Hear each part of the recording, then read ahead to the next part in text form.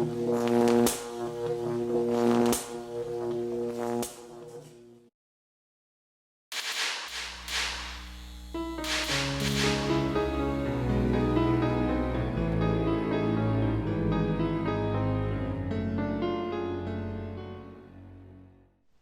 was of another era.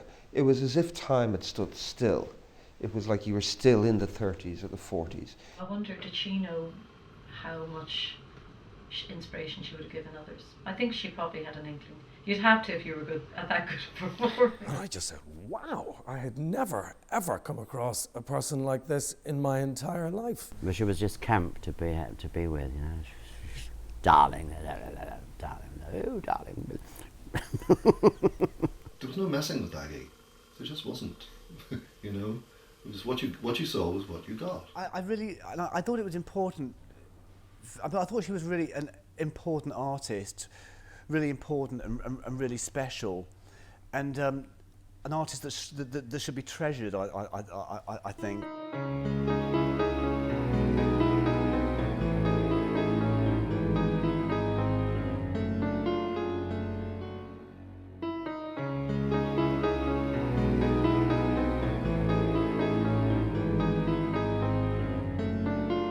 Amazing quality. You could see she was really like an actress, and when she sang, and for me that opened up a whole new world of that type of singing, because before I was just listening to the melody of music, but I'd never really seen it as a story that you inhabited. I first saw her on Wogan. She was the musical guest, and I was just absolutely mesmerised by her. I just was drawn to the TV, and I had to watch. And the song that she was doing was fantastic, with this kind of sort of Turkish kind of Balkan sort of backing with the Three Mustafas Three, and I just loved the whole sound of it. I remember coming out on stage and performing, and looking at the audience who are usually spitting at you or throwing, you know, offal at you, or the usual stuff.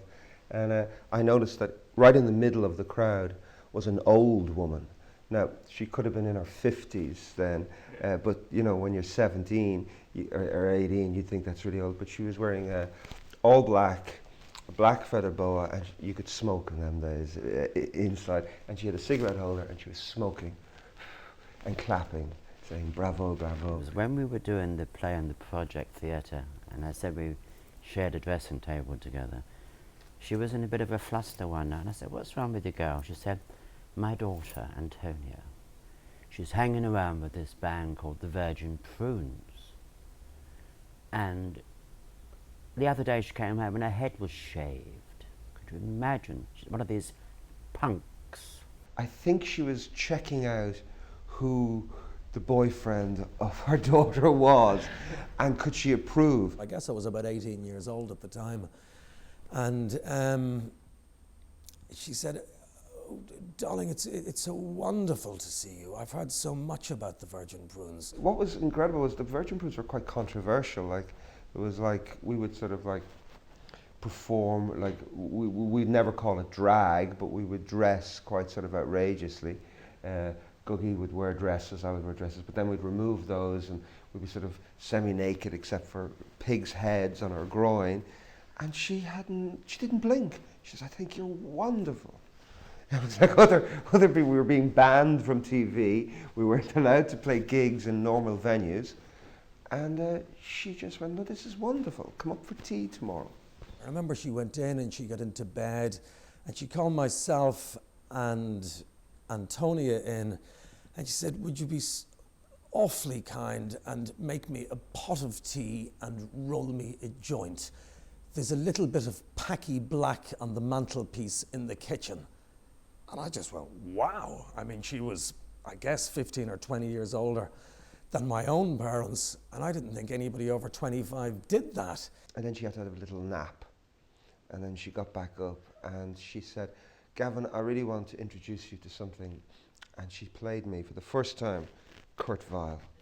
And difficult songs, they're not easy. Like, you're not entertaining people for, you know, hey, this song is great. Like, some of them are a bit bitter and weird, and they're all about provoking people, thought-provoking, and making them think. And you know, they're intelligent songs, and I just think you'd have to be a very unique, strong kind of personality to have gone on that road. I think one of the things that all of these people really liked about her was the fact that she was the real deal. You know, she wasn't adopting, you know, the style of a period. She was that period. And she had this incredible calmness about her, and she this wonderful presence, I think, and she walked out on a stage, and there'd be me, on the times I performed live with her, there'd be me kind of nervous and panicking and going, oh my God, you know, stage nerves. And Agnes was just taking it in her stride. I remember her telling me, never, never, never rush onto stage. Just slowly make your entrance. You own the stage. She still had that authentic voice that only the direct connection will give you in a certain way. It's very rare for someone to be able to recreate a period style without artificiality. And in the way, if you look at who they are, you know, Elvis Costello, Gavin Friday, Marc Almond, Tom Waits indeed, Marianne Faithfull, another person that she had some dealings with, I think. They're all people who have their own extremely true, distinctive voice. You know, there's no mistaking any of them for